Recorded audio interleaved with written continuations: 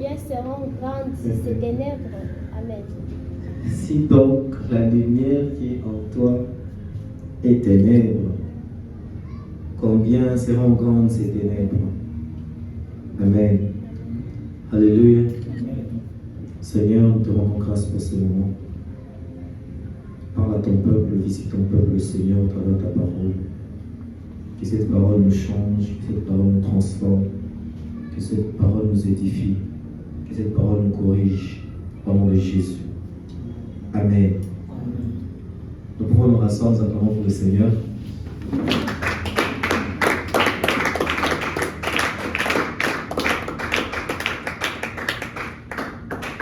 Alléluia. Oui, dere. Tu peux me dire à ton voisin, oui, dere. Oui, dere. C'est ça le thème qui m'a été proposé. Oui, dere. J'avais envie de dire ça comme c'est écrit videre, mais on ne dit pas videre. Les gens qui ont étudié l'anglais et le latin plutôt, ils m'ont dit qu'on ne dit pas videre, donc on dit videre. Videre, c'est un verbe latin qui veut tout simplement dire en français voir. Donc j'aimerais que nous le disions dans notre langue, voir. Tu peux le dire à ton voisin, voir. Dis-le-lui très bien, voir. C'est-à-dire qu'à partir de maintenant, nous serons en train de parler de voir. Voir pour savoir. Et je vais m'arrêter spécifiquement là aujourd'hui parce que je suis simplement en train d'introduire, c'est un très long thème, un très vaste thème alors. Aujourd'hui, moi je vais parler tout simplement de voir pour savoir. J'aimerais que tu dises à ton voisin, voir pour savoir.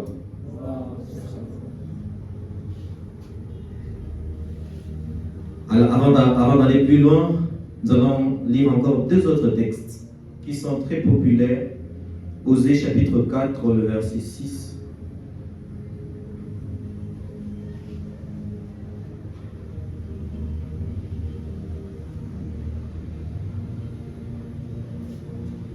Osée chapitre 4, le 6e verset, j'ai lu au nom de Jésus-Christ. Oui. Mon peuple est détruit. Mon peuple est détruit. Parce qu'il lui manque la connaissance. C'est mon peuple qui est détruit, pas à cause de moi, mais parce que simplement le peuple manque la connaissance. Puisque tu as rejeté la connaissance, je te rejetterai. Et tu seras dépouillé de mon sacerdoce. Puisque tu as oublié la loi de ton Dieu, j'oublierai aussi tes enfants. Amen. Amen. Daniel chapitre 11. Nous allons lire le verset 32. Daniel chapitre 11, le 32e verset. Tu peux commencer à partir de 30. Ok. Le 30e verset, j'ai lu au nom de Jésus-Christ. Des navires de Katim s'avanceront contre lui. Découragé, il rebroussera. Puis, furieux contre l'Alliance sainte, il ne restera pas inactif. À son retour, il portera ses regards sur ceux qui auront abandonné l'Alliance sainte. Le 31e verset. Des troupes se présenteront sur son ordre. Elles profaneront les sanctuaires, la forteresse. Elles feront cesser les sacrifices perpétuels et dresseront l'abominable du dévastateur. Le 32e verset. Il séduira par des flatteries les traîtres de l'Alliance. Il séduira par des flatteries les traîtres de l'Alliance. Mais ceux du peuple qui connaîtront leur Dieu agiront avec fermeté. Mais ceux du peuple qui connaîtront leur Dieu agiront avec fermeté. Répète après moi. Ceux du peuple qui connaîtront leur Dieu agiront avec fermeté. Alors je suis en train de parler de voir pour savoir. J'aimerais que chaque personne puisse d'abord noter dans son esprit que celui qui ne voit pas il est perdu. Celui qui ne voit pas, il ne peut avancer. Celui qui ne voit pas, il est dans une situation que je ne peux même pas expliquer au fait. Faites simplement l'expérience de fermer vos yeux et essayez de marcher. Par exemple, nous quittons ces lieux ici, vous fermez vos yeux, vous dites je vais rentrer jusqu'à la maison, sans que qui que ce soit ne vous aide. Vous pouvez vous retrouver à Tirupati, vous descendez les escaliers, mais à partir du moment où vous sortez, vous serez en train de vous poser la question, est-ce qu'il y a une voiture devant moi? Est-ce qu'il y a une personne devant moi? Est-ce qu'il y a quelqu'un qui vient derrière moi? Si vous avez des affaires, vous allez vous dire, est-ce qu'il n'y a pas quelqu'un qui est en train de venir me voler? Est-ce qu'il n'y a pas un danger quelconque qui est en train de s'approcher de moi? Une personne qui ne voit pas est une personne qui vit dans un état tellement bizarre. Alléluia. C'est tellement important de voir. Et chacun d'entre nous, lorsque nous avons des problèmes au niveau des yeux, nous cherchons même comme moi des lunettes pour nous permettre de voir clairement. Alléluia. Si j'enlève par exemple mes lunettes, je sais qu'il y a certaines choses que je ne peux pas bien voir. Pourquoi? Parce qu'il y a déjà eu un problème avec mes yeux. Alors nous sommes tous d'une certaine manière en train de protéger nos yeux. Et les yeux même eux-mêmes ont été, conçus de manière à pouvoir se protéger contre la poussière, contre des déchets qui pourraient essayer d'y pénétrer. Pourquoi? Parce que à partir du moment où votre œil est endommagé, you are in trouble. Alléluia. Alléluia. Je m'étais assis et j'étais en train de penser, de méditer et de me demander pourquoi est-ce qu'on nous présente un thème qui ne parle que de ce verbe-là, de voir. Pourquoi est-ce que nous devons voir maintenant? Nous venons de parler pendant un très long moment de la métamorphose. On a parlé de la transformation, métamorphosis, encore et encore et encore. Mais maintenant, on nous présente un thème nouveau et on nous dit voir. Alléluia. Et pas simplement voir, mais c'est voir pour connaître. Voir pour connaître, ou encore voir pour savoir. C'est-à-dire qu'il y a un degré de connaissance ou une dimension de connaissance qui ne peut être communiquée ou bien qui ne peut être acquise que lorsque nous avons vu. Il y a des choses que nous pouvons réellement parler avec assurance seulement lorsque nous avons vu ces choses-là. Alléluia. Alléluia.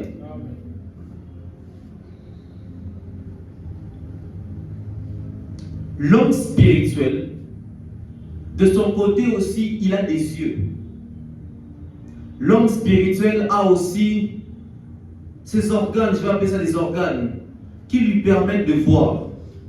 L'esprit de l'homme n'est pas un simple vent, l'esprit de l'homme n'est pas une chose, l'esprit de l'homme c'est l'homme lui-même. Et étant l'homme lui-même, son esprit a aussi la capacité de voir.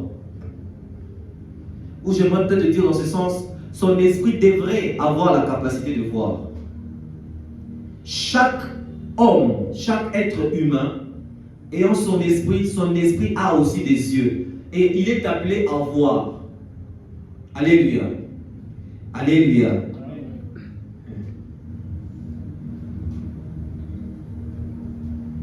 Lorsque souvent nous parlons de voir, nous voyons souvent le domaine prophétique, mais j'aimerais d'abord dire que je ne suis pas en train de parler du domaine prophétique. C'est-à-dire, je ne parle pas de la prophétie. Je suis en train de parler d'une faculté qui, entre guillemets, est naturelle pour l'homme spirituel. Est naturelle pour tout être humain. Chaque homme, chaque personne, chaque être humain, avec son esprit, est appelé à avoir ses yeux ouverts et de voir. À partir du moment où l'homme ne voit pas dans son esprit, il y a un problème. Le problème qui a frappé l'Église maintenant, depuis une très longue période jusqu'à présent, jusqu'aujourd'hui nous sommes, c'est le problème de l'aveuglement. People are just moving forward but they don't know where they're going. Even leaders, they are leading people but they do not know where they're taking people to.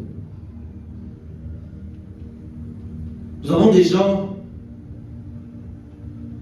serviteurs de Dieu bien sûr, mais ils sont tellement aveuglés qu'ils ne savent pas où ils vont et ils ne savent pas où ils doivent amener les enfants de Dieu.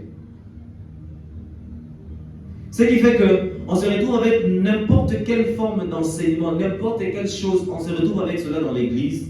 Pourquoi? Parce que et le leader et ceux-là qui sont en train de suivre n'ont pas les yeux pour voir.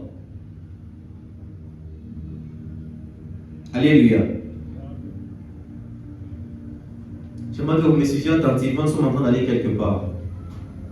Alors, c'est très important, bien très capital, pour chaque homme, chaque enfant de Dieu, chaque personne, de s'exercer dans le domaine de la vue, de voir. C'est très important qu'un homme qui se dit enfant de Dieu ou spirituel soit en train de voir. Le texte que nous venons de lire ici dans Matthieu dit que l'œil en réalité c'est la lampe du corps. Si ton œil est en mauvais état, tout ton corps sera dans les ténèbres. Si une personne ne peut pas voir dans son esprit, il n'a pas la faculté de voir, cet homme-là est automatiquement dans les ténèbres. Alléluia. C'est-à-dire, il a plongé l'ensemble de son être dans les ténèbres.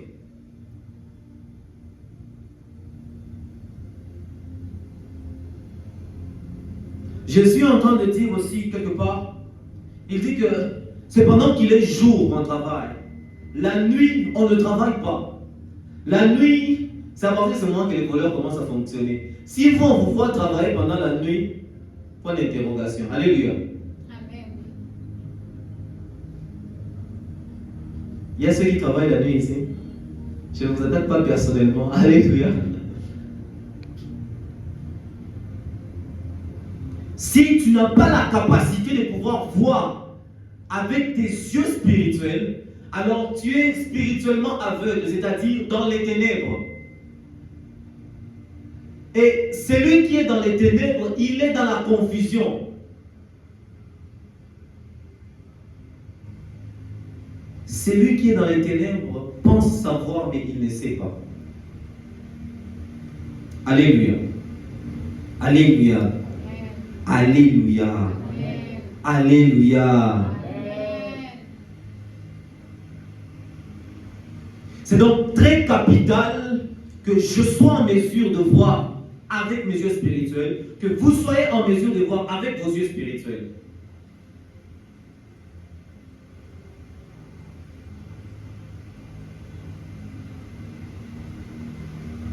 L'œil dont on est en train de parler ici, cette faculté-là qui se trouve dans la conscience dont on est en train de parler,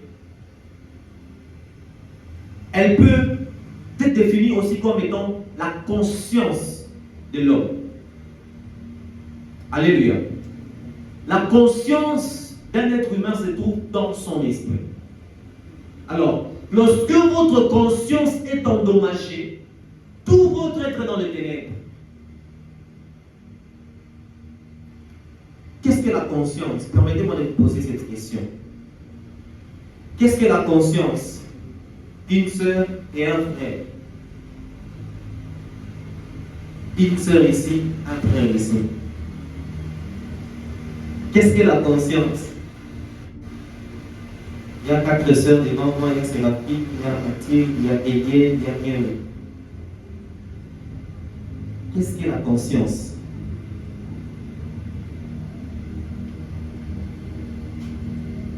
Pardon, Mathilde devait répondre.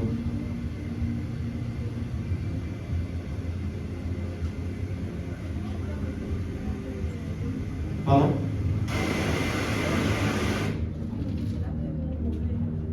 La voix interne qui nous dit que l'acte est bon ou mauvais.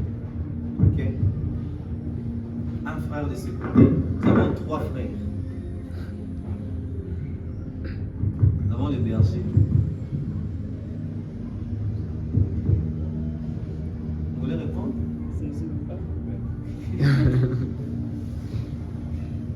Berger. Je dirais que la conscience, c'est la capacité de discerner ce qui est bon La conscience, c'est la capacité de discerner ce qui est bon et ce qui est mauvais. Nous sommes tous d'accord avec leur définition. Certaines personnes ne sont ni d'accord, ni pas d'accord. On n'a pas de dictionnaire, Miguel.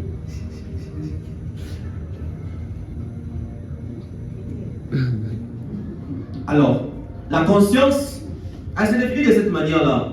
La conscience, c'est cette capacité, cette voix, comme il a dit, intérieure, qui nous permet de juger si une chose est bonne ou mauvaise.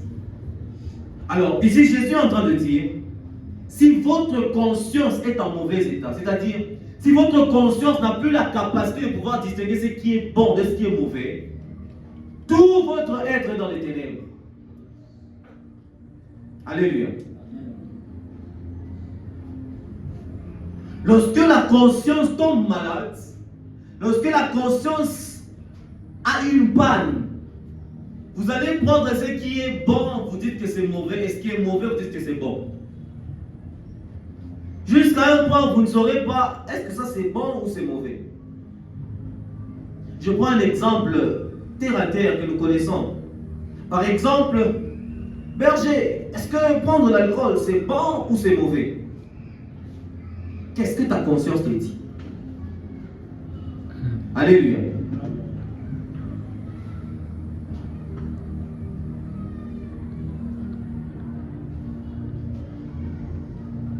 À partir du moment où le désir de votre corps c'est de prendre l'alcool et tout, votre conscience, comment dire, sera tellement infectée que vous allez commencer à donner des versets du monde, par exemple, bois mais ne t'enivre pas.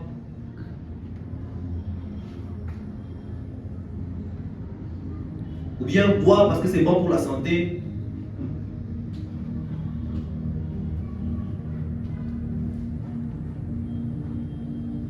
Dit non, la Bible refuse l'ivrognerie. Donc je ne peux pas, si je suis ivre, là j'ai péché. Mais si je ne suis pas encore ivre, je n'ai pas péché. Alléluia. Lorsque la conscience est malade, lorsque la conscience est en mauvais état, même le service de Dieu devient difficile. Je pense que c'est ici que je l'ai dit une fois. On ne peut pas servir le Seigneur sans une conscience pure. C'est un poison que d'essayer de servir Dieu avec une conscience qui n'est pas pure. Alors Jésus est en train de nous dire, si votre conscience n'a pas la lumière de l'esprit, si votre conscience n'est pas éclairée, si votre conscience n'est pas en bon état, l'ensemble de votre être est déjà en panne.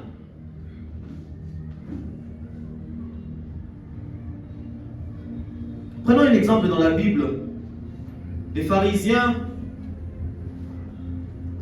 qui sont là pour empêcher Jésus d'opérer un miracle le jour du sabbat. Qu'est-ce qu'ils disent à Jésus? Donc, comment toi tu peux venir seulement opérer des miracles les jours du sabbat? Ces jours ici on ne travaille pas.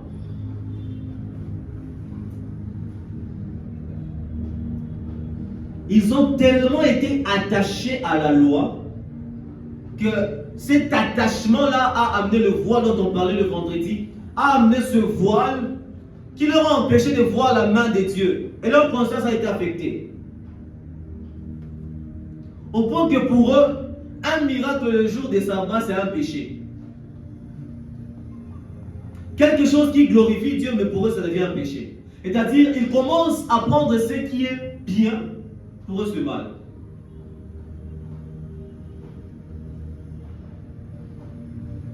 Une autre fois, ils disent, non, venez vous faire guérir pendant les jours de la semaine, pas les jours du sabbat. Ok, supposons que Jésus, je ne le rencontre que les jours du sabbat. Donc, si je suis malade, c'est fini, je ne guéris pas.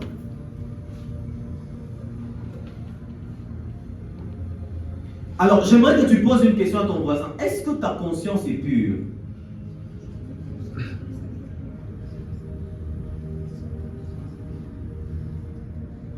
Elle n'a pas posé à la voisine. Pose même au voisin derrière. Est-ce que ta conscience est pure?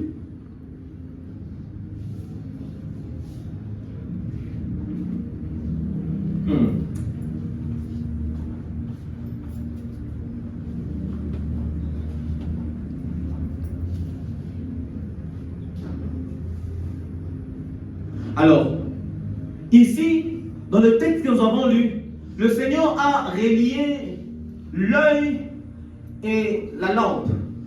Donc, l'œil est là pour éclairer. L'œil est là pour apporter une certaine lumière. Et à chaque instant que je vois la lumière en fait dans la Bible, plusieurs fois, je prends la lumière dans les domaines de la connaissance. Alléluia. Ou Juzi en Swahili. Ils sont en train de m'exercer pour bien parler Swahili. Alléluia. Jésus est en train de dire que l'œil est la lampe du corps. Si ton œil est en bon état, ton corps sera éclairé. C'est-à-dire, si ton œil est en train de recevoir de la lumière, l'ensemble de ton corps est éclairé. Mais à partir du moment où ton œil ne reçoit plus de la lumière, tout ton corps est dans les ténèbres. Nous parlons de la conscience à la place de l'œil. Donc, ta conscience, si elle est en bon état, l'ensemble de ton être est éclairé. C'est-à-dire, si ta conscience reçoit de la lumière, une connaissance qui est divine, l'ensemble de ton être est éclairé. Lorsque ta conscience est en train de fonctionner par rapport à la lumière que Dieu est en train de te communiquer, tout ton être est éclairé. En sorte que tu ne fais plus les choses comme si on était en train de te forcer. Non, non. Tu fais des choses avec ta conscience libre.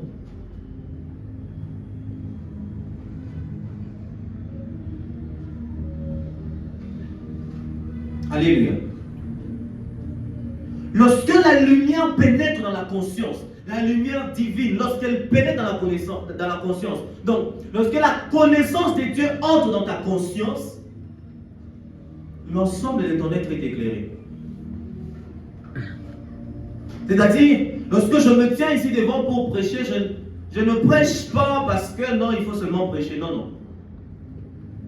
Une certaine lumière a percé ma conscience au point que la lumière vient de m'éclairer pour savoir que dans l'appel que j'ai reçu de Dieu, ma tâche à moi, c'est de partager l'évangile. Et je le fais sans contrainte. On ne me pousse pas à le faire. Je le fais très librement. Et c'est là que je me sens que je suis joyeux. Alléluia. Mais lorsque la lumière de Dieu n'est pas encore là, soit j'abandonne. J'ai vu plusieurs qui ont fermé la Bible, les ont laissés. Soit je fais comme tout le monde. Hein, Cochis? Tu sais comment tout le monde fait? Je fais seulement comme tout le monde. Eh bien,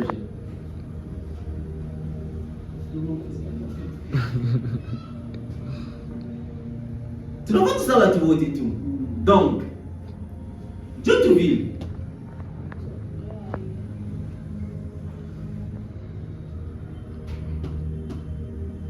Il faut que ma conscience soit éclairée pour que lorsque je vais tenir le micro pour parler, donc que je parle des choses que j'ai reçues et que je peux communiquer facilement.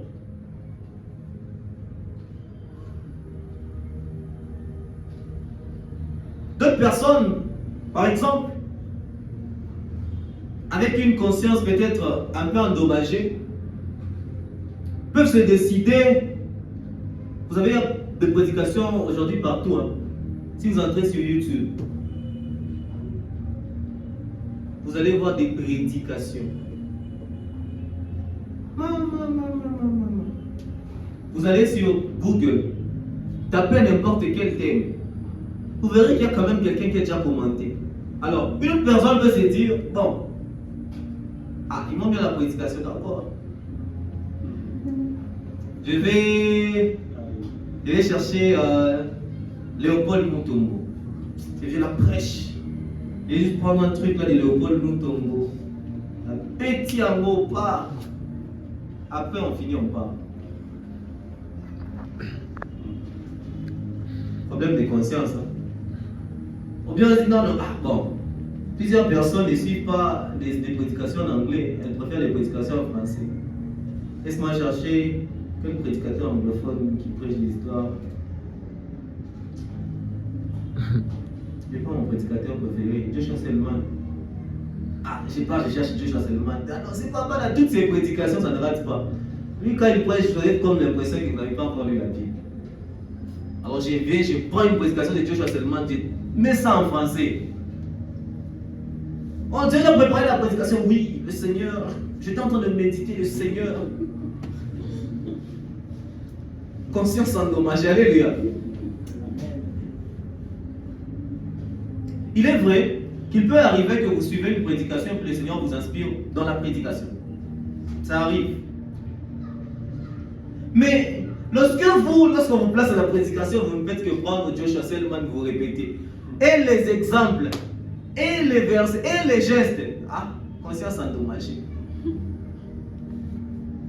C'est-à-dire, quelque part, les ténèbres est entrées dans la conscience. La personne ne peut plus travailler dans le secret. La personne ne fait plus suffisamment confiance en Dieu pour avoir des choses qui viennent fraîchement du ciel.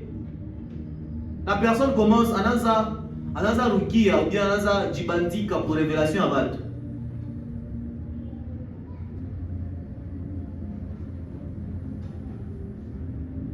Je ne sais pas si vous êtes déjà arrivé à l'un des prédicateurs ici où vous prêchez quelque chose et puis un jour vous vous retrouvez sur Google et puis vous voyez la chose que vous aviez prêché, quelqu'un d'autre parle de ça. Ça vous est déjà arrivé? Ça fait genre, hein? Dis, ah, en tout cas, tu sais que tu n'as pas cherché ça chez quelqu'un d'autre, tu as cherché ça chez Dieu. Et puis tu as révélé à quelqu'un d'autre qui est très loin. Ça fait genre un truc là. Oui, oui. C'est bon. Alléluia.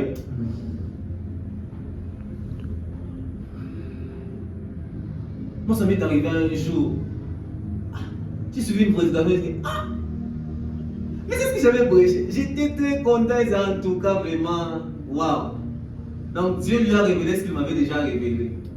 Je ne sais pas bien si Dieu lui avait révélé à lui avant, mais c'était à moi. Mais tout ce que je sais, Dieu m'avait révélé. Et puis moi, je l'ai suivi après.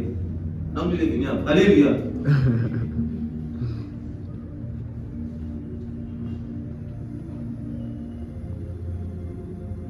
Lorsque ma conscience est éclairée, tout mon être est éclairé. Maintenant, quel est le type de lumière que nous sommes en train de communiquer à notre conscience? À quoi est-ce que nous sommes en train d'exposer notre esprit? Au travers de ces enseignements, j'aimerais que nous puissions comprendre une chose. Ce n'est pas toute activité spirituelle qui est importante pour un enfant de Dieu. Je répète, ce n'est pas toute activité spirituelle qui est importante pour un enfant de Dieu.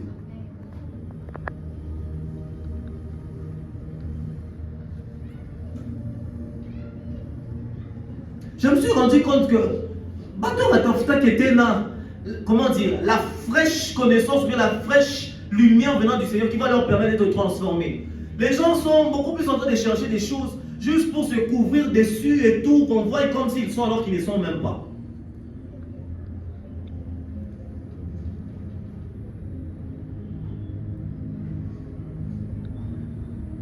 Dieu m'a fait grâce. Hein? J'appelle ça vraiment une grâce parce que plusieurs personnes, jeunes comme moi, serviteurs de Dieu, à un certain degré, ils commencent à avoir peur de moi. Ceux de ma génération. Pourquoi? Parce que je me suis décidé depuis une période de ne plus mâcher les mots. Quand je te vois faire une chose qui n'est pas bonne, je te dis clairement que ce que tu es en train de faire là, ce n'est pas ça. J'ai vu plusieurs personnes tellement en train de se couvrir. Tu as 2 ans dans le Seigneur, Daddy. Tu as 3 ans dans le Seigneur, je ne sais pas moi, Média. On cherche tous ces titres-là, toutes ces choses, mais lorsque vous essayez de regarder le fond, il n'y a rien. Vous êtes devant un cas de délivrance, oh non, le Dieu de mon Père. Non, devant le cas de délivrance, ce n'est pas le problème du Dieu de ton Père. Demandez au fils de Séva. Au nom de Jésus que Paul prêche. Ok.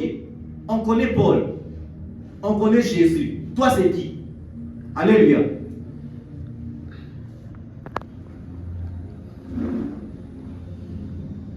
Plusieurs personnes sont en train de voir nos pères qui sont dans les quarantaines d'années maintenant. Nous voyons comment les membres, ou bien les gens sont en train de les traiter. Nous voulons être traités de la même manière. Sans pour autant traverser. Aujourd'hui, tu peux être Joshua Selman. Tu sais par combien de voies il est passé. Décide aussi de ne pas te marier, tu ne veux pas. Oh non, le manteau de Catherine Kuhlman. Ok, d'accord.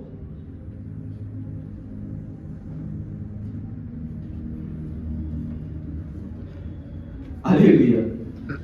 Ce n'est pas toute activité spirituelle, je le disais, qui est importante pour un enfant de Dieu.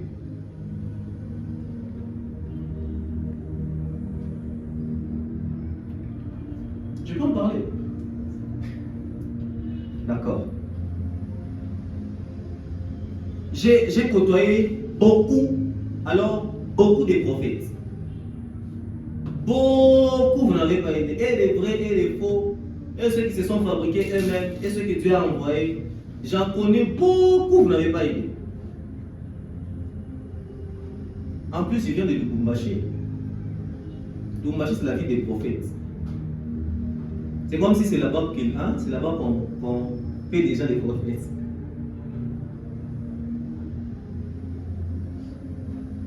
Plusieurs de ceux que je connais, qui ont voulu avoir des histoires rapidement, ils sont entrés dans des choses bizarres, dans des sectes, sans le savoir.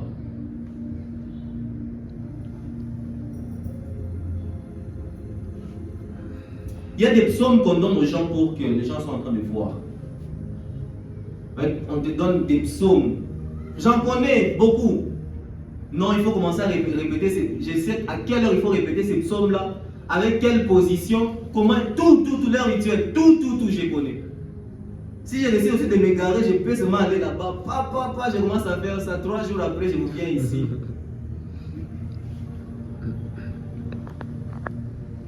Alors, plusieurs personnes qui n'ont pas voulu être dans l'école de Dieu, qui n'ont pas voulu suivre en fait la marche de l'esprit, elles sont parties là-bas comme ça. Après, elle se tient devant toi. Je suis en train de voir ton numéro de téléphone 078 65 55. Et toi, tu lui dis, maman, il voit. Alléluia. Amen. Et puis tu te dis, non, moi aussi, je dois voir comme cet homme ici. Tu essaies de t'approcher de lui. Et puis il te donne des versets. Non, pour que tu puisses bien voir, il faut prendre ces psaumes ici. Prie. Toi, tu es très innocent. Alléluia. Amen. Tu es innocent, tu ne connais pas comment les choses fonctionnent. Tu prends aussi les psaumes. Tu dis, non, il faut prier à 3 heures du matin. Si tu te retrouves à 3h, 1 minute, tu n'as pas encore commencé à prier. C'est que ces jours-là, tu as raté. Recommence. Puis tu es là comme ça, 2h50, tu as déjà ouvert les yeux. Tu attends. 2h59 minutes, 59 secondes, tu commences. Oh, Seigneur. Certains ont fait des signes, en fait. Vous regardez les signes, vous voyez clairement que ça c'est de la franc-maçonnerie. Vous voyez ça clair comme ça. Mais ils vont vous dire non, en fait ça, c'est le signe de... Vous connaissez les zodiaques? Ils sont dans les zodiaques là-bas, les gémeaux, les cancers, les quoi, tout dedans. Non, que je puisse voir, que je donne des détails avec précision. Et puis il prie sérieusement en pensant qu'il est en train de prier Dieu.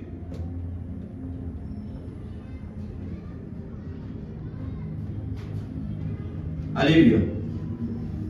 Les choses que vous ne voyez pas ici, faites très attention avant de les faire. Les choses que vous ne voyez pas là, il faut faire très attention. Voilà pourquoi c'est très important de voir. Dis à ton voisin, c'est très important de voir.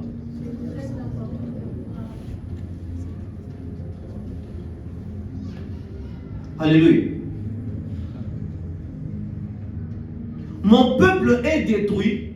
Pourquoi? Parce que il lui manque la connaissance. Mon peuple ne veut pas la lumière que moi je suis en train de communiquer. Lisons Jean chapitre 1.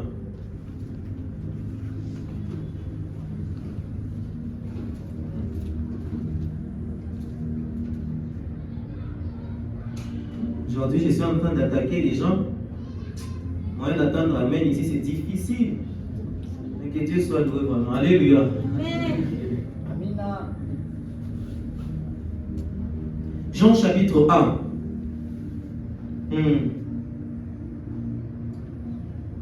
Je vais lire le verset 5. La lumière. Non, j'aimerais que nous puissions tous lire. Comme ça, je suis sûr que nous sommes en train de suivre. Nous disons ensemble 1, 2, 3. La lumière, lui dans les ténèbres, et les ténèbres ne l'ont point reçu. Alléluia. La lumière est là, elle est en train de luire. C'est-à-dire, la connaissance de Dieu, elle est là. Elle est présente, bien répandue partout. Elle est en train de luire. Mais vous savez ce que les gens font? Non, je ne veux pas de cette connaissance ici. Récemment, j'ai vu sur les statuts de quelqu'un ici, la personne m'avait posté, puis genre, un commentaire, non, moi je ne peux pas aller là où il y a ces garçons-là, il voit tout. Il va même te parler de tes péchés et tout. Quelque part, je me suis posé la question de savoir, est-ce que cette personne est chrétienne ou comment? Comment tu peux avoir peur qu'on te voie parce que tu as commis un péché? Donc tu es pécheur. Donc tu vas à l'église, mais tu sais que tu es pécheur. J'avais même envie de dire à la personne d'aller dire non, c'est bon, ces jours-ci, même si je commets les péchés, je vois. Je ne vais pas te dire. C'est entre toi et Dieu, je ne te dirai pas.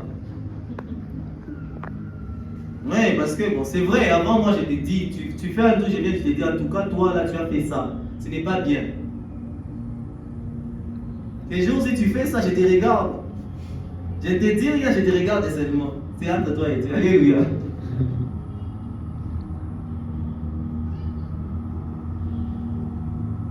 C'est très important d'avoir de la connaissance. Il est très important d'avoir cette lumière-là. Ouh, mon temps est en train de finir.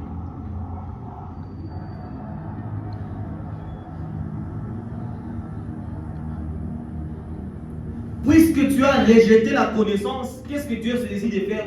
Je te rejetterai aussi. Je suis dans Osée 4:6, là vous avez lu. Puisque toi tu as décidé de rejeter la connaissance, Dieu aussi, de son côté, il te rejette.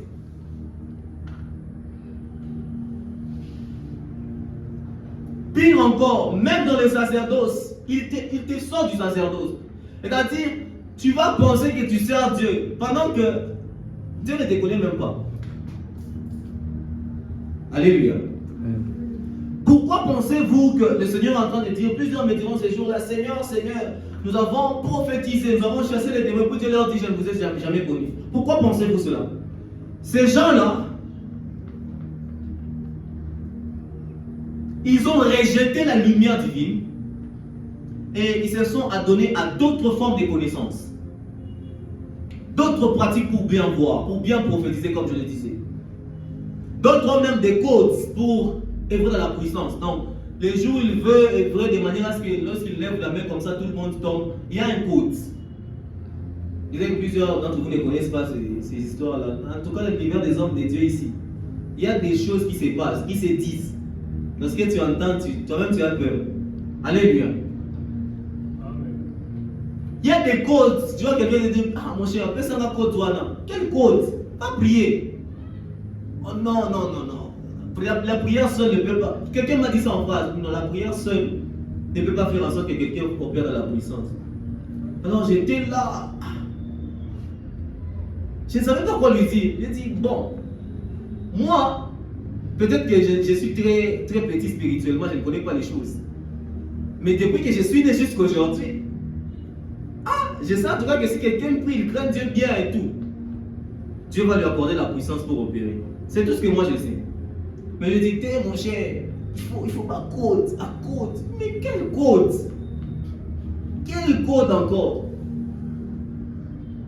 Non, les gens se retrouvent en train de rechercher des choses pour impressionner maintenant les gens. Si je suis devant de 50 personnes, je suis en train de voir maintenant 12 personnes. Et quand tu vois les 12 personnes, on met bah ouais, en plus nous tous comme ça, bah ouais.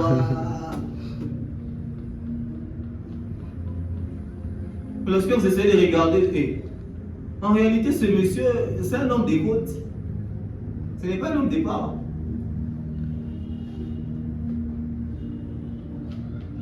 Et vous savez le résultat c'est quoi? Les gens tombent, ils se relèvent, ils sont pareils. Ils tombent encore. Chaque jour où il y a service, ils vont tomber. Ils vont se relever, ils seront les mêmes.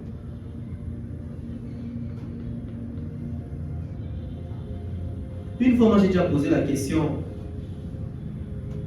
à quelqu'un, il dit, bon toi, le nombre de fois d'abord que tu es tombé jusqu'aujourd'hui, est-ce que... Hein? Oui, moi je vais poser la question. Même ici j'ai déjà demandé à certaines personnes, toi, depuis que je t'écoute, Aman de fellowship, on prie pour toi, tu tombes. Ok. On prie pour toi, tu tombes.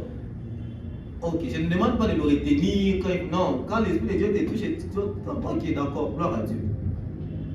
Mais après cette tombée, lorsque tu t'es relevé, qu'est-ce qui s'est passé?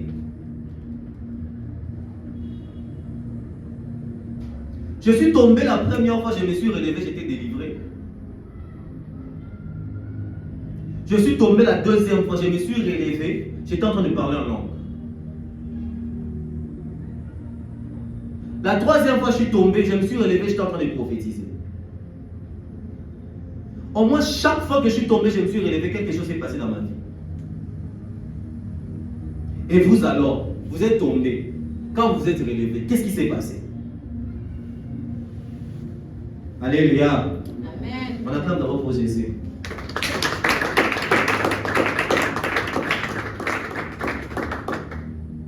Lorsque vous rejetez la connaissance de Dieu, Dieu aussi vous rejette. Vous sortez même du sacerdoce. Et quelqu'un qui n'œuvre plus dans les sacerdoces du temple de Dieu, du temple céleste, cette personne permet n'importe quoi. Elle se permet aussi n'importe quoi. Quand vous trouverez un homme de Dieu en train de vivre une vie bizarre, et puis vous dites, non, est-ce que vous connaissez mon alliance avec Dieu? Donc, toi, ton alliance avec Dieu est en train de te permettre de vivre dans le mal. C'est quel Dieu? Certaines personnes m'ont donné des versets du genre, tu ne sais pas qu'Abraham avait menti. Tu ne sais pas qu'Isaac avait menti. Tout ça pour essayer de défendre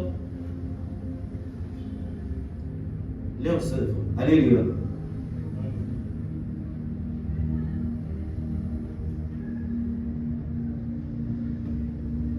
Recherchons la connaissance qui va permettre à notre conscience d'être purifiée. Alléluia. Recherchons la connaissance qui va permettre à nos yeux de voir. Vous ne pouvez pas parler d'un Jésus que vous n'avez pas vu. C'est un danger. Hein, Gloria? Tu ne peux pas parler d'un Jésus que tu n'as pas vu. Pose la question à ton voisin, est-ce que tu as déjà vu Jésus?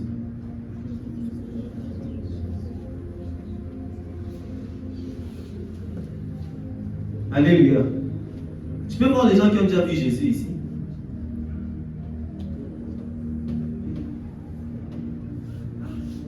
Mais comment j'ai comme l'impression que les bras ne veulent pas se lever. Je ne parle pas de voir Jésus physiquement. Non, non.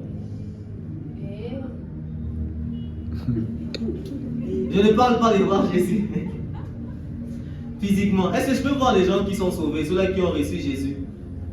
Mais comment vous avez reçu celui que vous n'avez pas vu? Alléluia. Est-ce que nous ne savons pas que le simple fait de recevoir Jésus, c'est déjà avoir fait une rencontre avec lui? Si je pose une question ici, qui connaît Jésus? Il y a quelqu'un qui va me dire qu'il ne connaît pas Jésus. Ok. Qui ne connaît pas Jésus?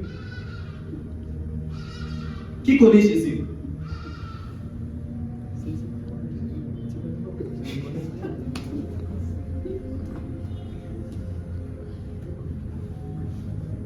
Au moins chacun d'entre nous a une image de Jésus, c'est-à-dire nous avons, we have a picture of who Jesus is, chacun dans sa dimension. Certains ont vu le Seigneur leur apparaître dans des songes, dans des visions et tout. D'autres sont en train de voir le Seigneur dans leur quotidien. C'est-à-dire, vous voyez quelque chose se produire dans votre vie, vous voyez déjà le Seigneur. Alléluia.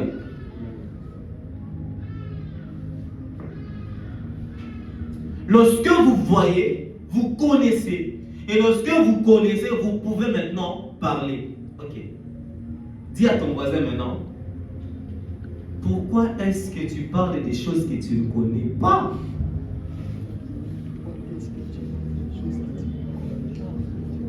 Hein? Demande-lui très bien, pourquoi?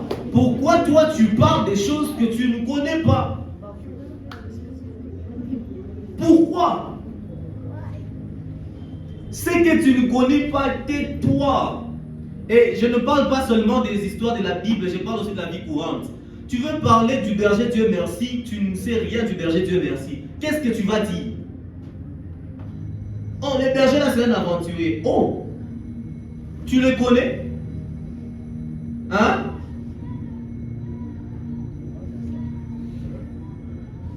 Alléluia. Je me rappelle, je crois que c'était vers la fin de l'année ou le début de cette année comme ça. J'ai entendu dire, quelqu'un est en train de dire que non, voilà, le berger Chansard, en fait comme vous les voyez là, il a une femme que sa mère a déjà gardée pour lui à Lubumbashi. Donc tout ce qu'il sera en train de faire ici, il est en train de vous mentir. Et j'étais là, je me suis dit, ok, la personne qui dit ça,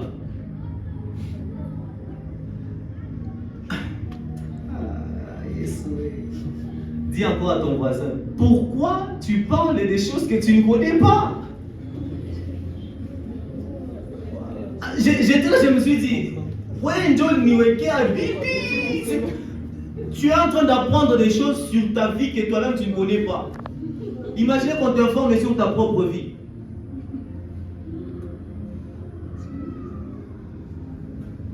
Tu ne maîtrises pas quelque chose, mais laisse. À partir du moment où tu ouvres ta bouche pour parler de ce que tu ne connais pas, tu mens. Tu exposes l'ignorance. Merci beaucoup.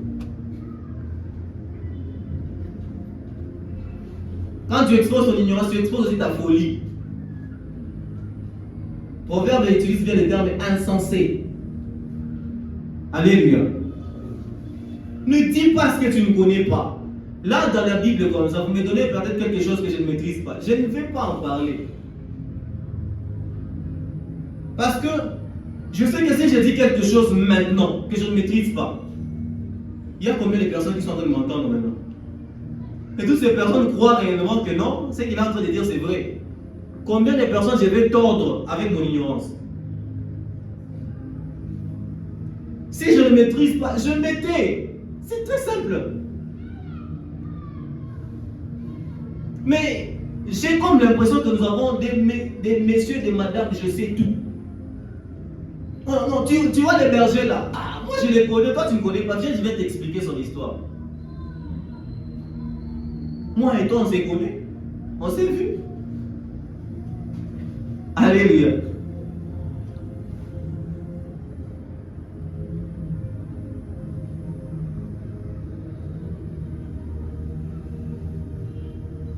Paul, c'est Pierre et Jean qui sont en train de dire, je crois que c'est dans Actes des Apôtres, chapitre 4. Chapitre 3 ou 4 comme ça. Non, c'est le chapitre 4, voilà. Ils sont en train de parler, ils ont dit, comment voulez-vous que nous ne puissions pas parler de ce que nous avons entendu, de ce que nous avons vu? Ce dont ils sont en train de parler là, ce n'est pas à dire que non, ce sont des ragots et tout, non. Ils ont non seulement entendu, ils ont vu, ils étaient des témoins. Ils ont rapporté les paroles de Jésus en temps réel. Ils ont entendu ce que Jésus disait en temps réel. Ils ont vu Jésus qui était en train de dire. Et puis ils ont rapporté ce qu'il était en train de dire.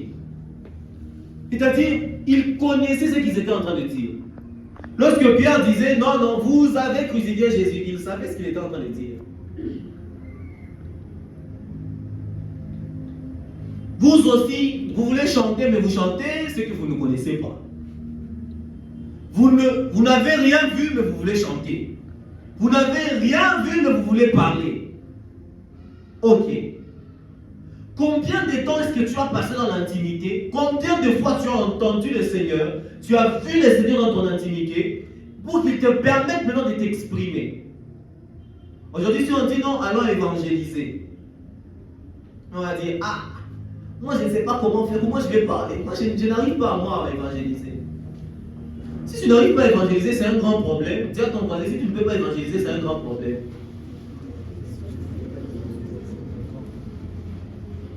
J'aimerais que tu fasses le bilan.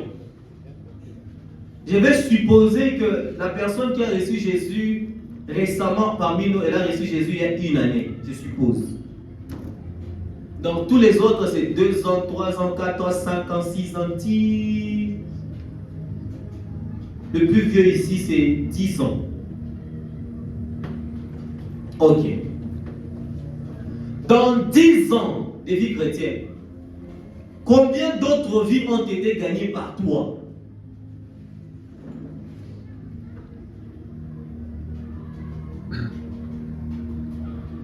Ok, rentrons. Dans 5 ans de vie chrétienne, combien d'autres vies ont été gagnées par toi? Montre-moi une seule personne. En tout cas,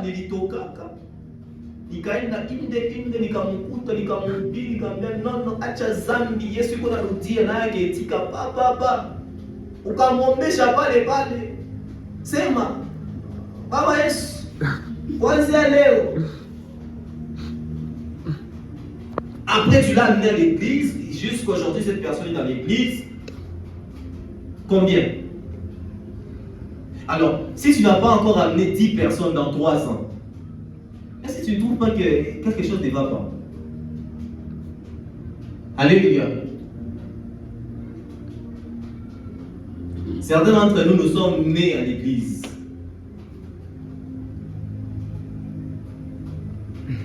Bon, on accepte que lorsque tu es né à l'église, là d'abord on sait que tu n'es pas encore sauvé, d'être à l'église, ce n'est pas être sauvé. Mais malgré ça, tu es passé par les codimes. Est-ce que les codimes, on ne vous a pas dit qu'il fallait sauver les gens?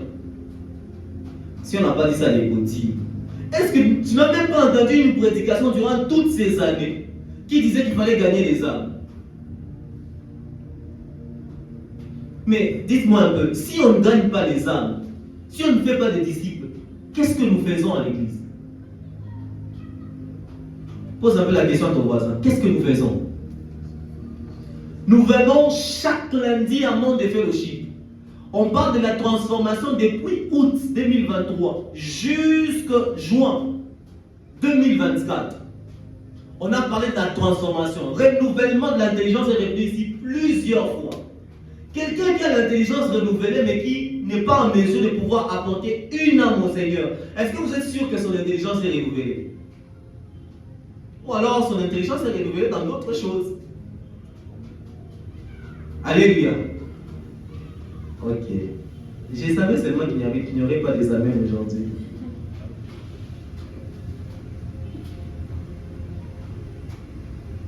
Mon temps est fini. Je n'ai même pas eu le temps de vraiment toucher à notre verset.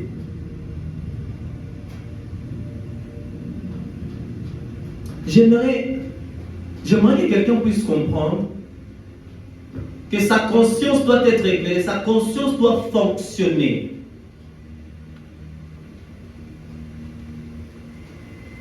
Lorsque tu es éclairé dans ta conscience, tu es éclairé aussi dans ta personne. Tout ton être devient éclairé et tu commences à poser des œuvres de quelqu'un qui est éclairé. C'est-à-dire, tu marches comme quelqu'un qui marche en plein jour. Pendant les jours, c'est lorsqu'on travaille, c'est lorsque nous sommes en train de remplir l'œuvre du ministère. Pendant les jours, c'est lorsqu'on fait tout ce qu'il faut. que le Seigneur soit en train de dire oui, oui. J'ai envoyé Mary sur la terre, Mary n'est pas en train de gaspiller ce que j'ai placé en elle. Mary est en train d'utiliser ce que j'ai placé en elle pour ce but-ci, le but du royaume. Alléluia.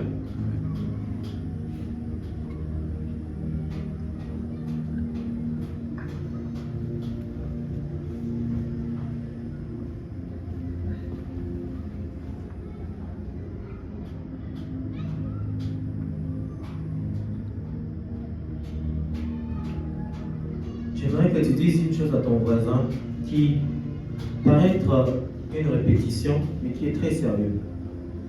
Dis à ton voisin, Jésus est en train de revenir. Maintenant, j'aimerais que tu lui demandes, lorsque Jésus va revenir et qu'il va te demander le rapport, qu'est-ce que tu vas lui donner?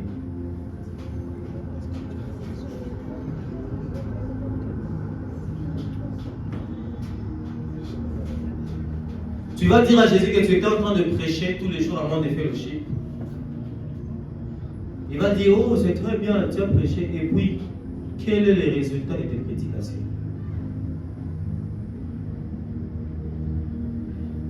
Non, moi j'allais tous les samedis à la montagne. Ok. Jésus te dit, mais ça c'est très bien. Tu étais en train de prier. Maintenant, après, quand tu pries comme ça, j'ai investi quelque chose en toi. La chose là que j'ai investi en toi dans la prière, qu'est-ce que tu fais avec?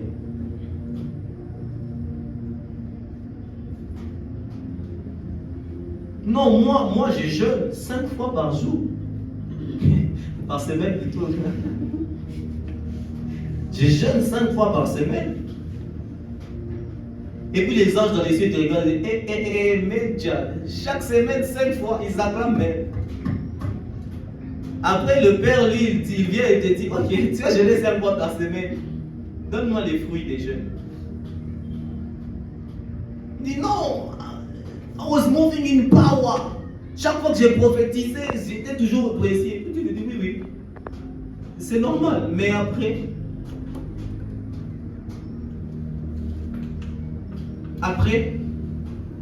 donc, tu as prophétisé et puis c'est fini. Tu as prêché et puis ça s'est arrêté là.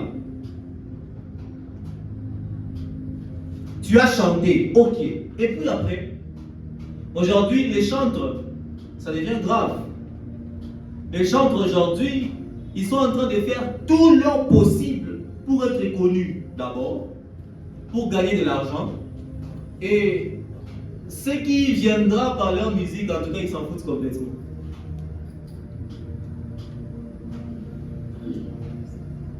Est-ce qu'on peut se tenir debout? Se tient debout. Je ne saurais pas finir. J'avais dit que c'est juste l'introduction. J'ai touché presque tous les points pour nous permettre de savoir de quoi on sera en train de parler durant cette saison.